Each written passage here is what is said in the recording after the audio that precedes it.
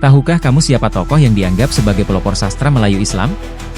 Dialah Hamzah Fansuri, seorang ulama besar dari Aceh yang juga dikenal sebagai penyair sufi terkemuka. Mari kita simak kisah hidupnya yang menginspirasi. Hamzah Fansuri adalah seorang ulama sufi, penyair, dan pelopor sastra Melayu yang hidup pada abad ke-16 di masa kekuasaan Sultan Alauddin Riayat Syah Said Al-Mukamil di Aceh pada penghujung abad ke-16 sekitar tahun 1588 sampai tahun 1604.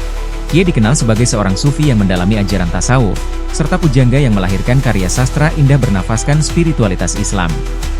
Sebagai seorang sufi, Hamzah Fansuri dikenal mendalami ajaran tasawuf.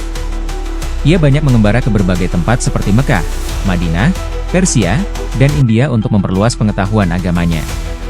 Perjalanan ini sangat memengaruhi pemikirannya, terutama dalam memperkenalkan konsep tasawuf wujudiyah, yaitu paham tentang kesatuan Tuhan dan makhluk. Hamzah Fansuri juga seorang intelektual yang mempelopori penggunaan bahasa Melayu dalam sastra sufi. Ia memadukan elemen agama Islam, filsafat, dan sastra ke dalam karyanya, menjadikannya sebagai salah satu tokoh penting dalam pengembangan bahasa dan sastra Melayu. Hamzah Fansuri adalah penulis pertama yang menggunakan bahasa Melayu untuk menyampaikan ajaran tasawuf. Karyanya seperti Asrar Al-Arifin dan Syaraf Al-Asyikin menjadi tonggak penting dalam pengembangan bahasa Melayu sebagai bahasa ilmu pengetahuan dan agama. Namun, bukan hanya kata-kata indahnya yang memikat.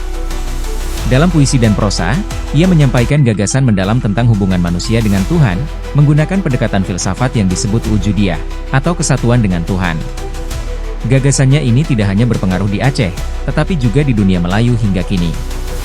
Hamzah Fansuri bukan sekadar pujangga, tapi juga pembawa cahaya ilmu dan spiritualitas.